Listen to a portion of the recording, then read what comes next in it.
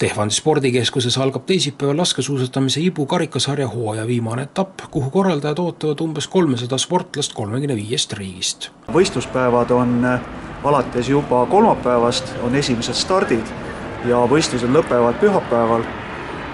Sinna vahele jääb siis nii teatevõistlused, on paarisprint ja segateatevõistlus ja ka sprindivõistlused.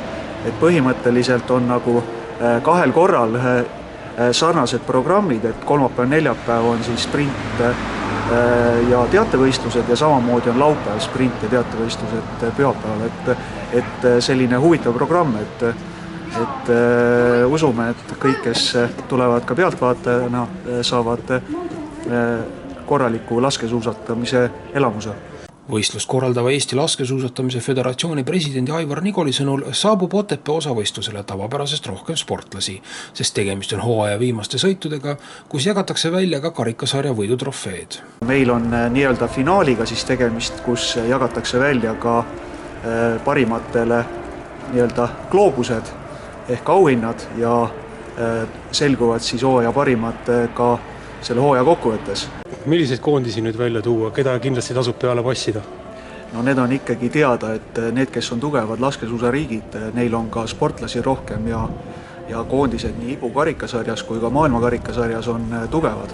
Viskasin pilgu peale ja tundub, et venelased on väga tugeva koosseisuga, loomulikult sakslased, prantslased, ka itaallastel tasuks pilku peal hoida, et viimasel ajal on ka austerlased väga tublisti esinenud ja loomulikult kõik meie ka naaberriigid, et rootslased võivad üllatada ja ma arvan, et nende 35 koondise seas, kes Otepääle tuleb, et kindlasti on väga tugevaid ja ka nimekaid sportlasi, et konkurents saab olema väga tugev ja huvitavad võistlused. Kui läbi talve on Eestis olnud kõneaineks meie murdmaasuusatajate kesised etteasted, siis küllap tuleb ka laskesuusatamise kodusel karikaetapil kaasa elada välismaalaste võitudele.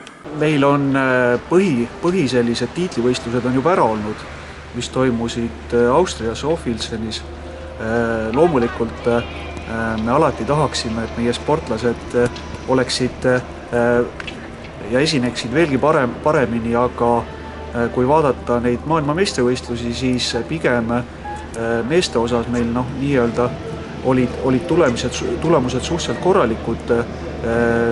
Teatevõistluses lootsime paremat, aga paraku ei suutnud me ilmastikuga toime tulla ja koht oli täpselt selline, nagu ta sellel päeval oli. Aga kui vaadata nüüd eelseisvaid võistlusi, siis kindlasti neil kõige olulisem on sellel hooajal olnud kvalifitseerumine Pyeongchangi olümpiamängudele ja selle nimel siis ka kõik pingutused toimuvad, et maailma karikasarja võistlustest kõikidest me võtame osa, et on jäänud veel paar etappi.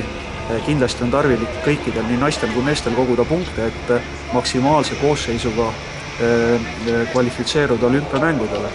Ja kui nüüd rääkida konkreetselt Ibu kapi võistlustest, mida me siin Otepääl korraldame, siis mitte kõik ei ole Otepääl meie koondise stardis, aga saame välja tuua need, kes on osalenud Ibu kapi karikavõistlustel siis läbi hooaja ja kindlasti mõned nimed, kes on ka A-koondisest, kes tahavad kodus kindlasti võistelda ja selle läbi siis näidata ka oma poolehoidjatele, et nad on laskesuusatamises tegijad ja on väga kõrged eesmärgid seadnud ka siis nendele Ibu kapi võistlustele.